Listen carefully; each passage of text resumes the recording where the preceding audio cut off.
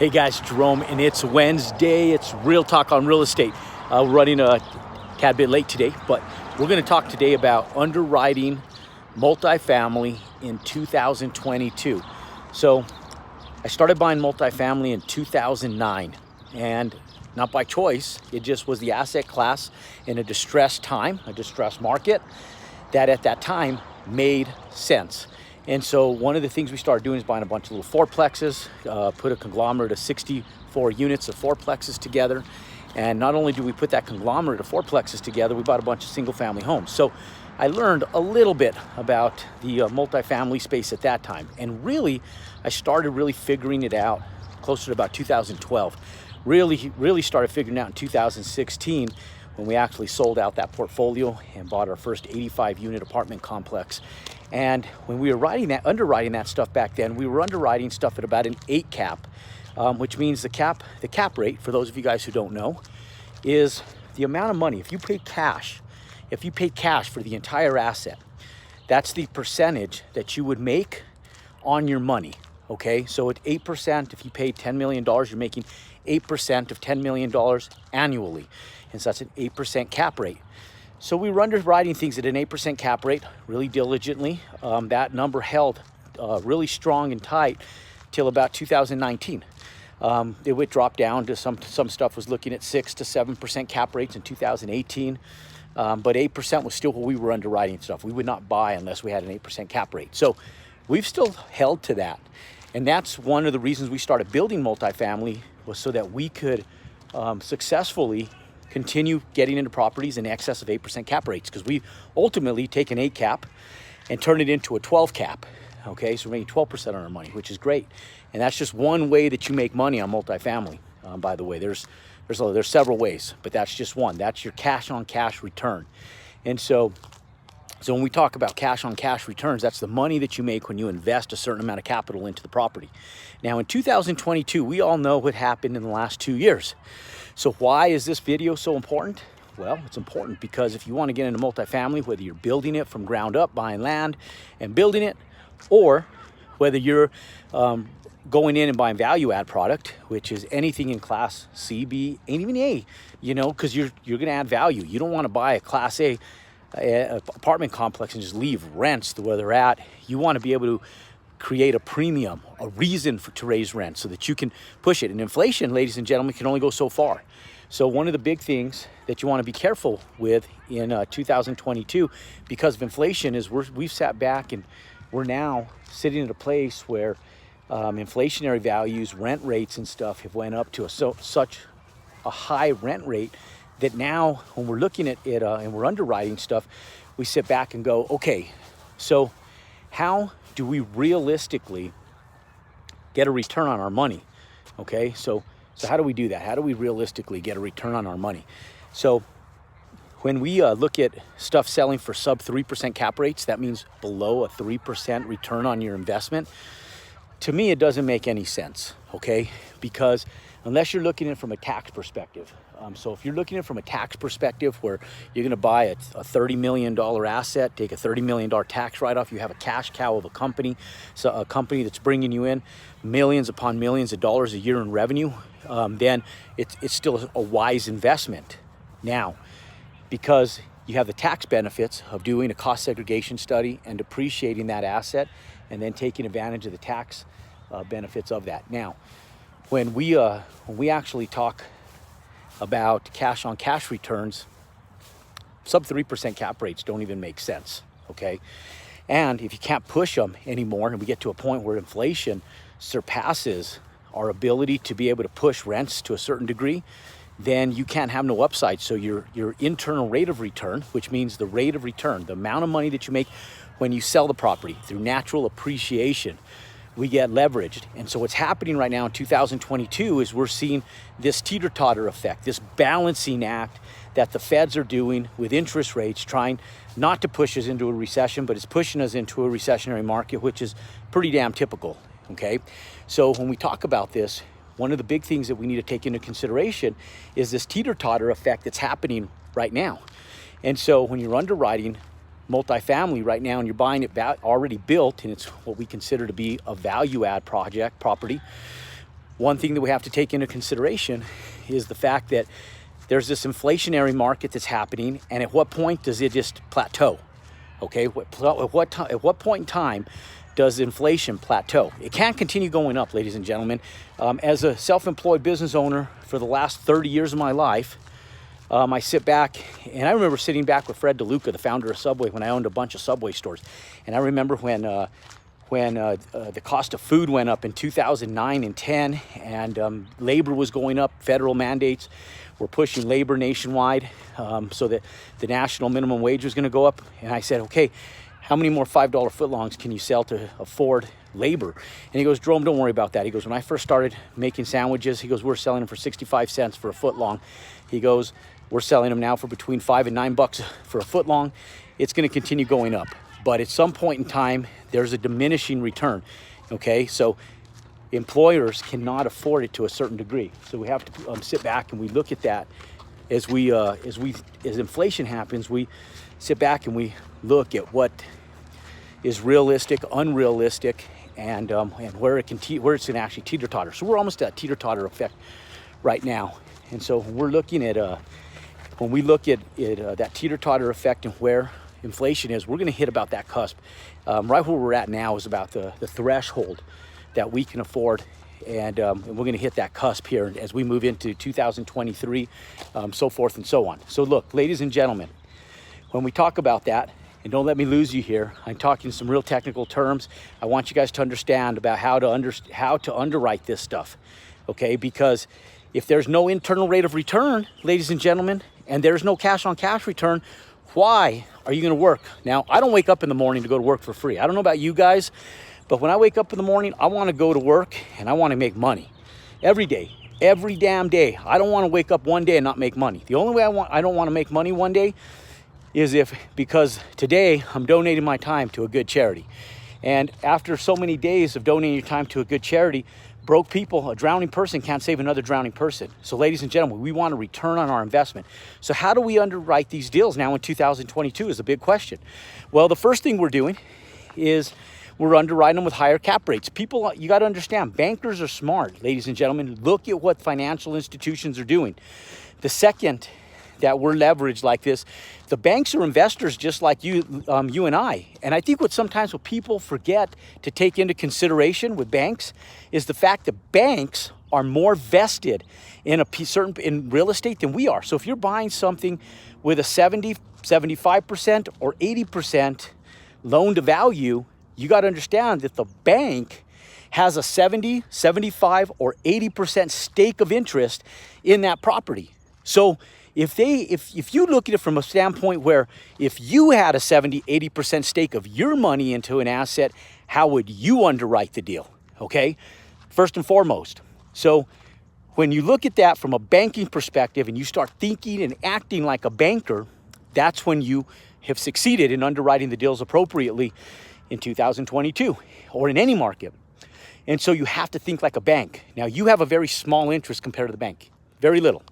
Okay, we want to leverage these assets. Now it's our job when we wake up in the morning to increase value of these. That way we hold more equity. That way the value of our investment, our time, is more valued in that asset. Okay, so from a banking perspective, as interest rates rise, what people don't realize is there's an exact parallel between interest rates and cap rates. Okay, an exact parallel. When interest rates go up, cap rates have to rise. So ladies and gentlemen, those of you guys who have value add properties and are wanting to refinance or are buying at sub 3% cap rates, sub 4% cap rates, ding, ding, ding, ding, ding, ding, ding, news alert. Your property, your asset is now worth less money because no one can buy it. How do you sell a property at a sub 3% cap rate or sub 4% cap rate when you have an interest rate of 5.5%? How do you do that? Because now it costs you money. Your debt costs you more money. You're going to have to service your debt a percentage, 2% over what that property is making. So you can't underwrite deals anymore at a 4% cap rate, sub 3% cap rate, unless you need the taxes. And so if you're sitting back and you're looking at people like Grant Cardone, go, well, how does Grant do it? Well, let me tell you guys something. One, he has he has leverage with Fannie Mae and Freddie Mac. He's preferred that you guys don't have, okay? We don't even have that, and we're pretty preferred, but not even as preferred as he is. Now, that's one thing. And even at that still isn't a big enough reason. Second thing is he has the tax benefits. If he runs a $100 million a year business and he needs an $80 million tax write-off, that cost segregation, if he's able to take 80% of it in his first year, that tax write-off alone, when you think about being at a 40% tax bracket, that means 40% of that asset, he gets back all 40% of his money back. So there's tax benefits in it. So from that, you can go back in and now take natural appreciation over the course of another couple years to turn that into from a 3 cap to a 5 cap, 6 cap, 8 cap, and then start recapturing some cash on cash returns. So, well, here's what we're doing, ladies and gentlemen. Right now, here's what we're doing. We're underwriting deals at a 6% cap rate, at a minimum, okay? If we cannot pencil a deal, and I'm talking at a solid 6% cap rate. So if you're new to this game, underwrite it at 7%, because I'll tell you the first thing that you're gonna find out when you start underwriting a deal, you're gonna wanna ask the seller for what's called a trailing 12. I prefer asking for a trailing 24, okay? So I'll initially ask for a trailing 12 when I first start underwriting a deal, okay? When I first go into contract on a deal, I ask for a trailing 12. What a trailing 12 is it's the last 12 months of financials on that apartment complex or whatever that commercial asset is, whether it's an apartment or whether it's a warehouse, whatever it is.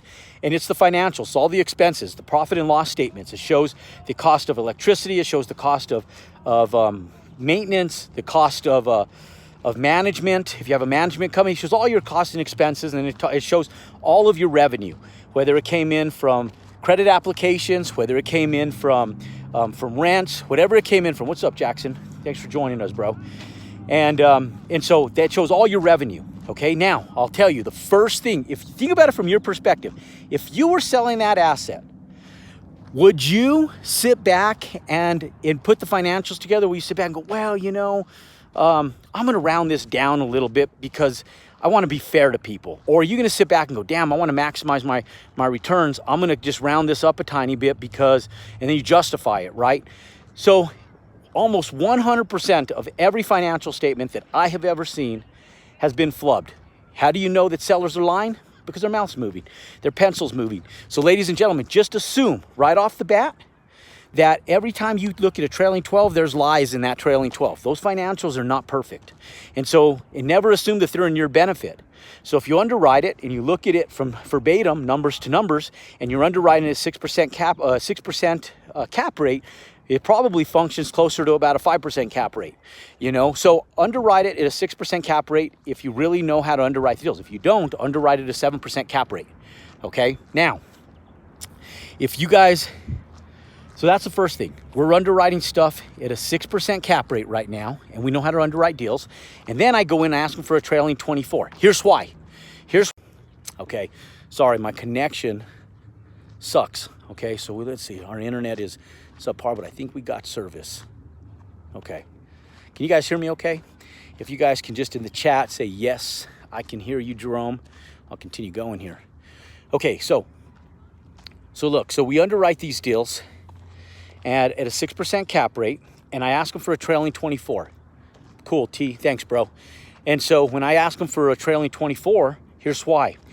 Because a lot of the times when somebody knows they're going to sell their property, think about it. How many times when you guys are going to go sell your car, you guys don't wash it, you guys got shit in the middle console, you guys got gum stuck to places gum shouldn't be stuck to, and you guys have dirt crawling out of vents and stuff that you would normally not have it. You wouldn't buy a car looking like your car, most of you guys. Now, me, I'd buy a car looking like my cars. In fact, I wish I could find used cars that look like mine because mine are always clean, but I'm an exception to the rule. Most of you guys, like I go into my wife's car, she's probably watching this video. I go into my wife's car, her middle console's shoved with chains. It doesn't matter. She could be driving around in a $150,000 car, and you would think that it was a $10,000 Hyundai, right? So if you drive a $10,000 Hyundai, don't worry about it. I drove a little $7,000 Nissan pickup truck making over $1 million a year. So just keep driving that Hyundai, keep making some money, and then go buy your wife a $150,000 car. So anyways, think about your car. When you go in and you sell your car, you clean it up because you're going, damn, this thing's a mess. I better clean it up so I can get more money for my car, right? That's what you're thinking.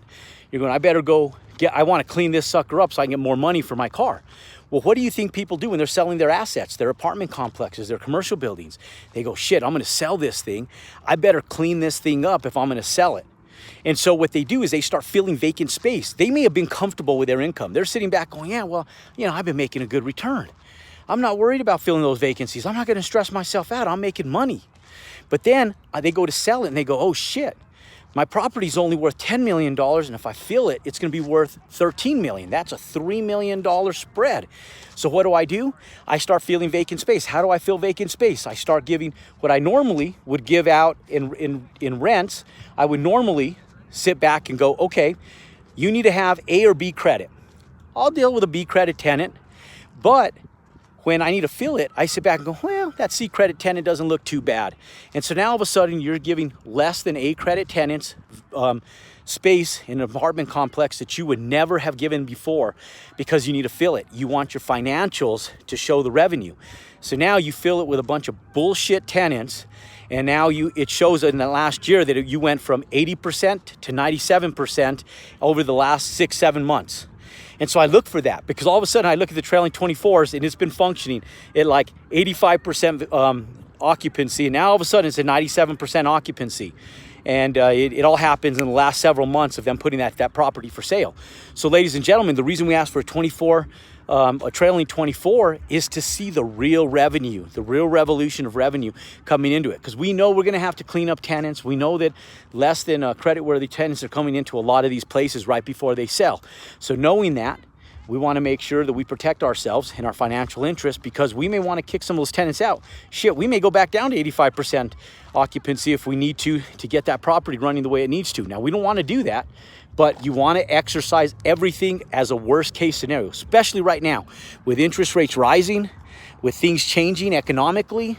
You do not want to go in and conservative and be non-conservative and just underwrite things stupid, okay? So be conservative, don't be stupid. Go in and underwrite things conservatively. So make sure you're asking for those trailing 24s during your due diligence period. In the time that you go in and you're doing your due diligence and you have like a 60-day spread before you close to underwrite the deal correctly, look for problems, be the bank. Remember what I said about the banks. They have more equity stake than you do. Be the bank. Make sure you're protecting yourself. Don't go in and think the banks are against you. The banks are on your side. Ladies and gentlemen, if the bank sees something that you don't, you better find out what that is because the banks are protecting their financial interest. And if you want your financial interest protected, you better be looking at the same damn things the banks are. That's all I've got to say. So make sure that you're protecting yourself in that regards. Now, so trailing 24s, what else do we need? Okay, we're underwriting these deals at 6% cap rates right now, conservatively. Oh, now we're gonna underwrite them with assuming a 10% compression. Okay, that's important. Why? Why do we want to underwrite these deals with a 10% compression? Well, because we don't know what the market's going to do next year, right? We know we're going into a recessionary market. All the economic analysts are telling us that we're okay and that we're going to still see appreciation of over 4.5% next year in 2023. We're going to see appreciated values this year of at least 8 to 10.5% at least. But I already know that the market has been a little bit more stagnant. Okay, so we want to make sure I'm doing good, man. Thanks for joining us, my friend. And so I want to make sure that I'm protected financially. So in spite of what the economic analysts are saying, I want my worst case scenario. So what happens if we've seen over 21% appreciations in rents? What happens if that splits in half and we land up coming into a compressed market and all shit hits the fan? We get another Democratic president, the governor's race that's happening, the primaries that are going right now don't go in our favor. And then we go into November and the election year doesn't go in our favor. And now our market changes a little bit because of who's in office. Now that stuff's not really going to happen, but let's say it does, okay? What happens if the market compresses and rent values drop by 10%? What if they drop in half of what they've increased over the last 2 years? So I want to make sure that I'm protected. I don't want to be losing assets. I don't want to be ruining my credit, and I want to make sure I'm protecting my long-term interest in all this stuff. So I'm going to underwrite these deals at a 10%, assuming a 10% compression, 6% interest rate, 10% compression, and assuming that things are going to change in the market, because they might, right? And if they don't, guess what? You're better off. Now, if those three factors don't pencil, I'm not buying, okay?